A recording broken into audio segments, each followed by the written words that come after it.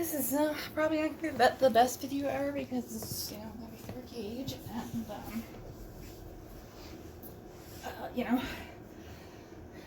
it's not really any great viewing, but I figured I'd show Mr. Hemlock coming out of his box. It's been a while since I've had to open one of these, so it may take me a second to figure it out. I'm gonna try to let him out in the cage, so I don't have to just grab him. It's usually not really the best impression to give to a new bird. In the box, he weighed 980 grams or something. Which, Jesus Christ. I'm gonna weigh the box after this and do the math, and then I'll put how much he actually weighs in the description of the video, assuming my camera continues to work.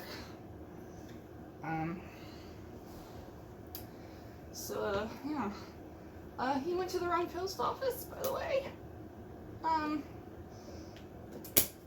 Which without tolls would have been about an hour drive, but I took the tunnel, so it was more like 40 minutes. Bless you, Mother, for having a easy pass. Bless whoever got him there at the time he got there, so I could go pick him up at that time, because on the way back, the entrance to the tunnel was at a complete standstill. And that would have really, really sucked. So definitely timing wise, it was better than if he had been delivered later.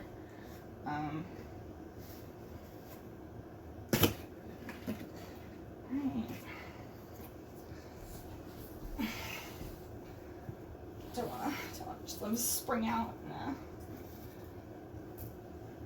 and go the wrong way, but I also do want to let him just get out on his own if he wants to. Where's my first glimpse of the man? Hi! Hey there! Trying to make it easy for you to get out, my dude. Let's open this up for you.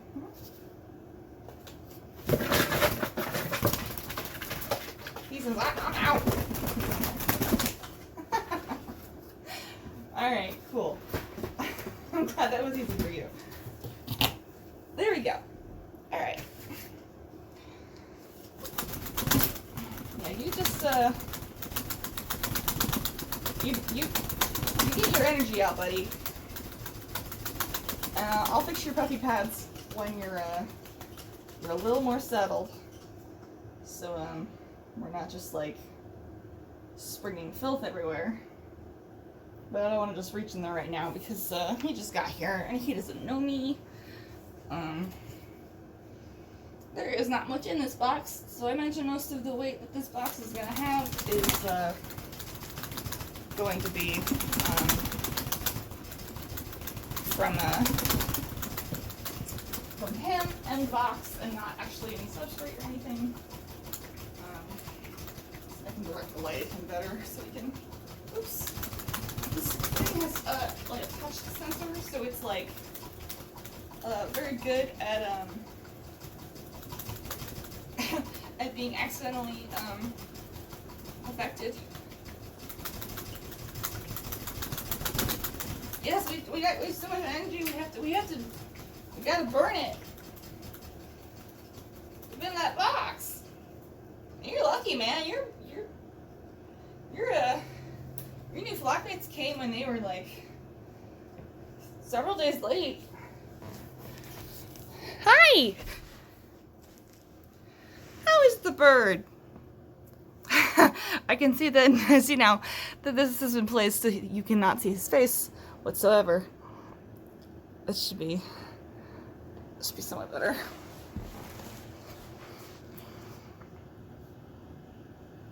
So yeah, there's our first look at the boy. How's the boy?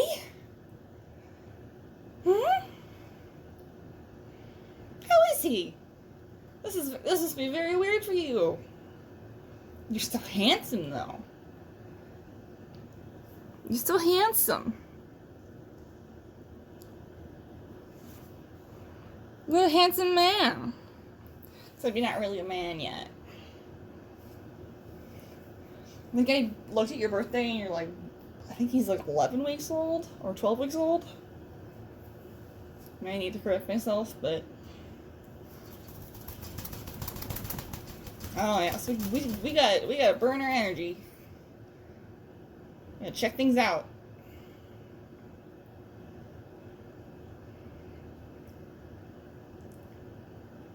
You managed to get out of that box without being too stained for a white bird.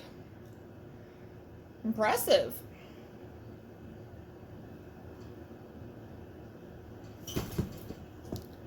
So, what he's on is actually a cardboard box. It's been basically it's been I wonder if I can like. I mean, I know there's manual focus on this, but like, can I focus past the bars and onto him? Is that like something I can do successfully? It's gonna get weird for a second, I'm sorry. Okay, well that's definitely not right, but let's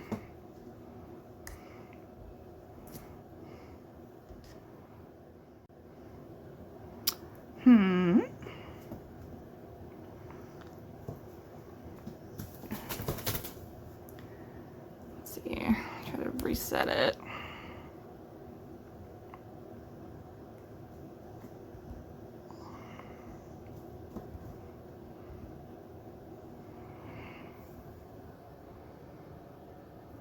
Yeah, again, this cage has been thoroughly predator-proofed against cats. So, hi, yeah, who am I? Hi there. So it's not exactly, designed to be easy to see through. It's designed to keep cat paws out. But yeah, what he's on, it's a little cardboard box. Mellifex told me that he likes them. And I cut one that I had around to a decent size so it would fit on that rack. And then I lined it in puppy pads so that his really gross shipping poops, would not instantly ruin them. Ruin the box that he deserves to get. You can't see it from here, but he's also got a brick to perch on in there, and his water is right underneath his where he's standing, so he has a hard time pooping in it. His food is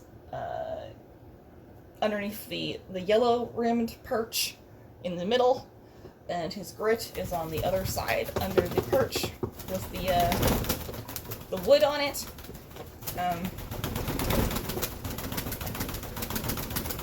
I basically did you already get straw in your water? You did. Alright, well, when I reach in, oh boy. I can't have you pooping on the puppy pad, so I'm gonna reach in there and I'm gonna try to fix things. I'm gonna try to be really gentle and really slow so you don't freak out. But I would prefer if we didn't poop underneath the pads, okay? I'm gonna reach in. Just to fix things. I won't touch you. There'll be no touching. There'll be no grabbing. Just want to fix. It's been a while since I've had to set one of these up, so I'm a little out of practice at the best configuration for keeping the flapping from being an issue. So we'll slide your bowl out a little bit. Pin that down. There we go. There we go.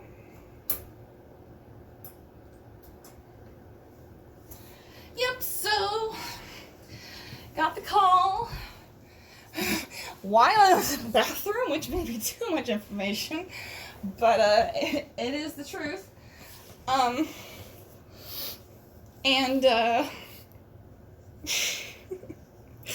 drove to my local post office, which is where he was supposed to go and is clearly labeled on the box he came in. And I had even called them yesterday, the day that he was scheduled to arrive, because the USPS is really, really, really bad about accurate measurements in terms of tracking. Let me get the filter because he's here now. Alright. And I called them yesterday and was like, hey, a bird is going to be coming for me. Don't worry, I'm going to pick him up. Don't freak out. First time I picked up a bird there, the person who called me was like, we have a bird for you. Like, they'd never heard of it before. And they were, like, concerned. Yeah, I did call them this time and be like, hey, there is an incoming bird. And so I came in, it was before 9, and, I was like, yeah, hi, and the actual, like, the lobby was open, but the desk area was not, and the woman, like, behind the desk, she ignored me for a few minutes, which is totally valid. I worked in retail. Sometimes you just ignore people who show up when they're not supposed to. And then I was obviously like, I didn't like do like the whole like hammering on the door shit, because that's like so irritating. I just like stood there with my hands clasped, looking like nervous. And eventually that made her come out. And she was like, we don't open until 9. I was like, oh, I got a call that there was, like, my bird's here. And she was like, I don't think a bird arrived here, but I'll check. And, she calls again. Sorry, she doesn't call. She goes back, and she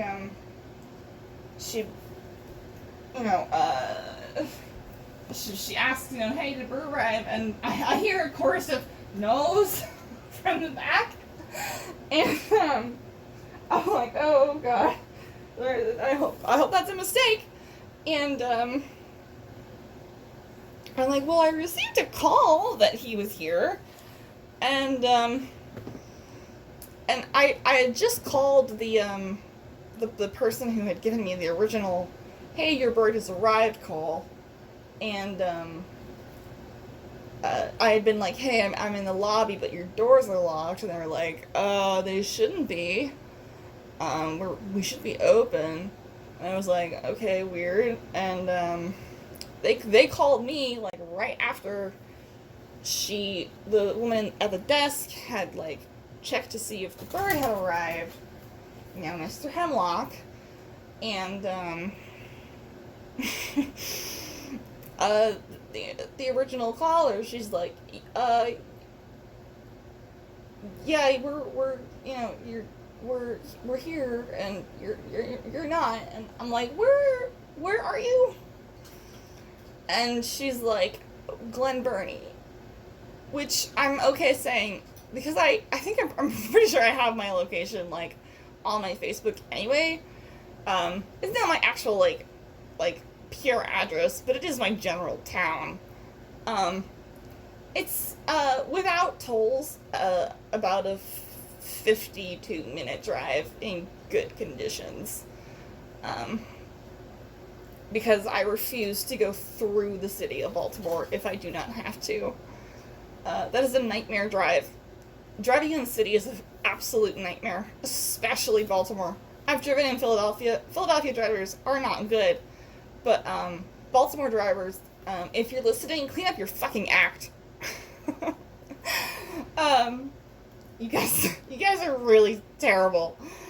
I mean, every place has this, like, area of bad drivers, but y'all, you gotta stop that. It's crazy in there, man. It's not a good time. even when you get even close to the city, it gets bad. So, although I do have to admit, on the way there, I did drive kind of like a maniac, because I haven't driven anywhere significant, at all for, probably 6 months. And I was only expecting to do a less than 5-minute drive to the local post office, which is so close, it's almost comical. And, so I'm like, oh God, okay, I guess that's what's happening today. I guess I'm going to drive way, way further than I thought I was going to have to pick up this boy that was clearly labeled for my town. And, so yeah, I did the drive. Oh man, did I get the survey from the car? I asked the woman who, I picked him up from. I was like, hey, is there, like, feedback I can give on this? Not about you guys, because you guys did nothing wrong, but about the delivery process itself, because he was not meant to be here. So, she gave me, like, a little, like, slip with a QR code on it, which I think I may have left in the car, because I don't see it, at this exact second, which I'm gonna grab later and fill out and be like, hey, you done fucked up. This is the wrong place to have put this bird, this live bird, that you should have delivered to a different place. You did it right the first time, don't know why you did it wrong the second time. So, yep, that's how that went. But he's obviously doing well. He's very vigorous for having been stuck in a box for a bit. So that's good. I'm glad he's looking so fine and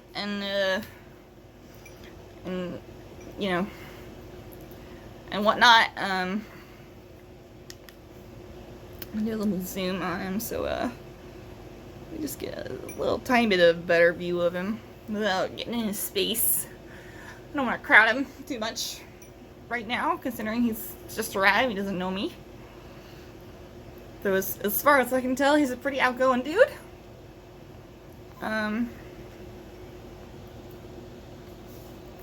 Get some water in you. There's electrolytes in there.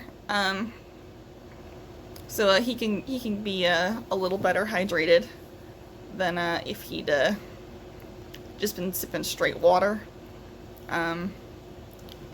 If you have electrolytes available, it's pretty good practice to offer them to a bird who's newly arrived from shipping, or to a bird you're about to ship. Which I just found out recently, which is good because I'm gonna start shipping soon. Good to know. Boy, I am both hungry and sort of need to pee. I actually had to make a pit stop. Right after I picked him up, I just went to the nearest Royal Farms, which are, if you are in Pennsylvania, is the Maryland equivalent of a Wawa and isn't as good, but will do. Or Florida. Florida has Wawas too. Anywhere that you have a Wawa, and don't have a Royal Farms, just think of Wawa, but like seedier. That's a Royal Farms.